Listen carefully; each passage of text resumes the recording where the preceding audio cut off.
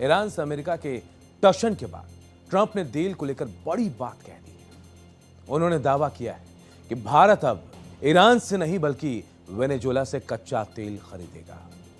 यही नहीं, ट्रंप ने चीन से भी वेनेजुएला से तेल की डील करने को कहा है। हालांकि भारत सरकार की ओर से अभी तक कोई भी ऑफिशियल रिएक्शन नहीं आया, लेकिन सवाल उठता है कि ट्रंप आखिर भारत ईरान संग तेल डील की बात किस दावे के साथ कर रहे हैं। वैसे एक बात आपको भी जाननी चाहिए कि किस तरह से प्रधानमंत्री नरेंद्र मोदी ने 2 दिन पहले वेनेजुएला के कार्यवाहक राष्ट्रपति डेल्सी रोड्रिग्स से टेलीफोन पर बातचीत की। इस दौरान दोनों नेताओं ने द्विपक्षीय संबंधों को मजबूत करने पर सहमति भी जताई। तो क्या यही बातचीत ट्रंप के दावे पर मुहर लगा रहा है या इसके पीछे की सच्चाई कुछ और है? तेल पर ट्रंप का बड़ा खेल चल रहा है।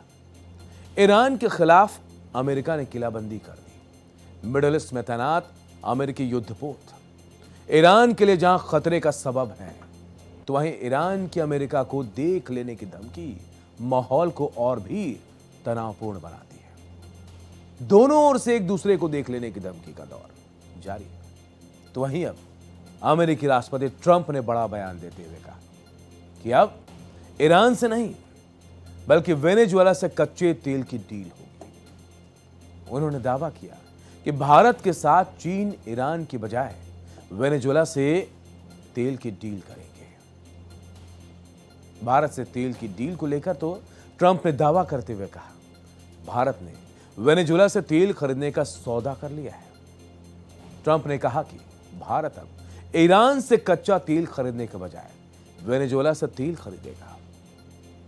वॉशिंगटन डीसी से एयरफोर्स 1 में पत्रकारों से बातचीत के दौरान ट्रंप ने यह बयान दिया।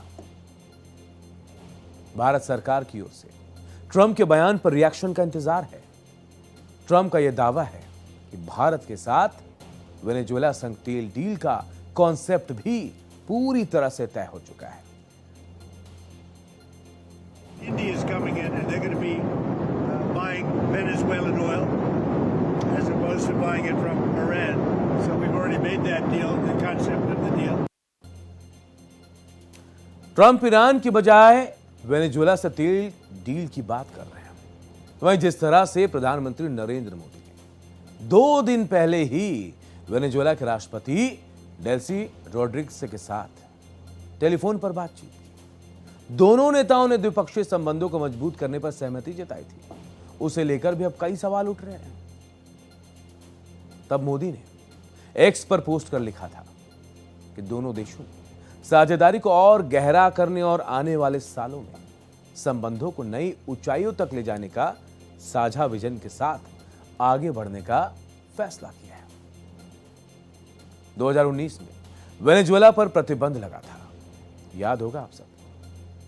आपको बता दें कि भारत ने 2019 के बाद वेनेजुएला से तेल लेना बंद कर दिया था।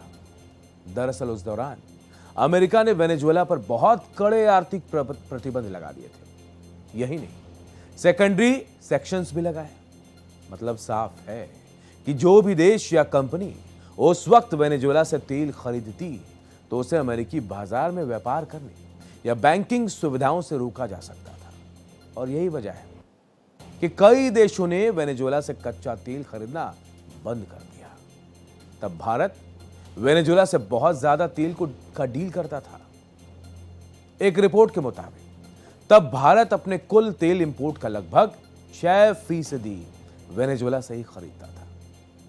आपको बता दें कि Venezuela petroleum exporting countries OPEC का सदस्य देश है और दुनिया का सबसे बड़ा तेल भंडार उसी के पास है। लेकिन कितनी अजीब बात है कि वो वैश्विक सप्लाई का महज 1% ही देता है। 2024 में वेनेजुएला से प्रतिबंध हटा, तो वहीं 2023-24 में जब अमेरिका ने कुछ समय के लिए वेनेजुएला पर से प्रतिबंध को कम किया, तो भारत ने फिर से वेनेजुएला से तेल खरीदना शुरू किया। आपको बता दें कि 2024 में भारत का आयात औसतन 63,000 से 1 लाख बैरल प्रतिदिन तक पहुंच गया। तो वहीं 2024-25 में देखिए वेनेजुएला से भारत का तेल आयात बढ़कर करीब $1.41 अरब तक पहुंच गया। तब ट्रंप ने मार्च 2025 में वेनेजुएला का तेल खरीदने वाले देशों, जिनमें भारत भी शामिल रहा, उस पर 25% टैरिफ लगा दिया था।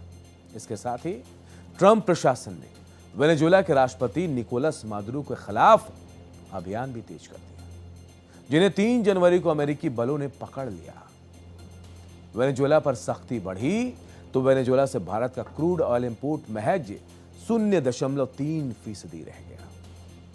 अब जबकि एक बार फिर अमेरिका के रुख में बदलाव के संकेत मिले, वॉशिंगटन की ओर से इशारा मिल रहा है कि रूसी सप्लाई में कमी की भरपाई के लिए भारत वेनेजुएला से तेल खरीद फिर शुरू कर सकता है।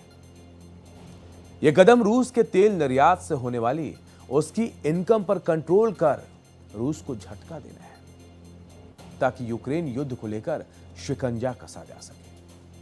हालांकि यह साफ होना बाकी है कि वेनेजुएला के तेल को बेचने का जरिया आखिर क्या होगा। मतलब किसी प्राइवेट ट्रेडिंग कंपनी के जरिए यह तेल बेचा जाएगा या फिर सीधे सरकारी तेल कंपनी के माध्यम से कारोबार होगा। अब आपको दुनिया के सबसे बड़े तेल भंडार वाले देश के बारे में बताते हैं। रैंक तेल भंडार और ये जो भी है बिलियन बैरक में है।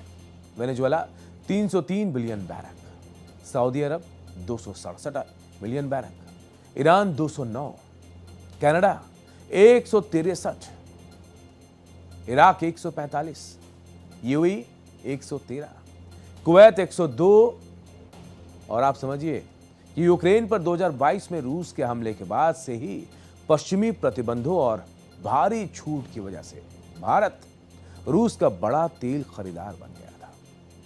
हालांकि बाद में राष्ट्रपति डोनाल्ड ट्रंप ने भारतीय उत्पादों पर टैरिफ बढ़ा दिया। यही नहीं, रूसी तेल खरीद से जुड़े अतिरिक्त टैरिफ के बाद मुश्किलें और भी बढ़ गई। तो वहीं जानकारी जो मिली उसके मुताबिक भारत जल्द ही रूसी तेल आयात को 10 लाख बैरल प्रतिदिन से नीचे लाने की तैयारी में भी जुटा है।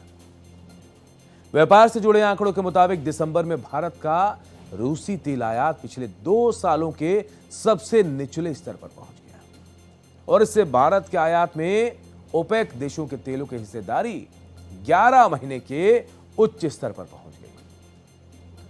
भारतीय रिफाइनरियों ने तेल की कमी को पूरा करने के लिए मिडिल ईस्ट, अफ्रीका और दक्षिण अमेरिका से तेल की खरीद बढ़ा दी। तो वहीं जब से वेनेजुएला की कमांड ट्रंप ने अपने हाथों में ली है, तो तेल के डील करने में मशगूल है। एक और जहां वो ईरान से उनकी तल्खियां बढ़ती जा रही हैं, तो वहीं वेनेजुएला को लेकर बड़े बड़े दावे भी किए जा रहे हैं।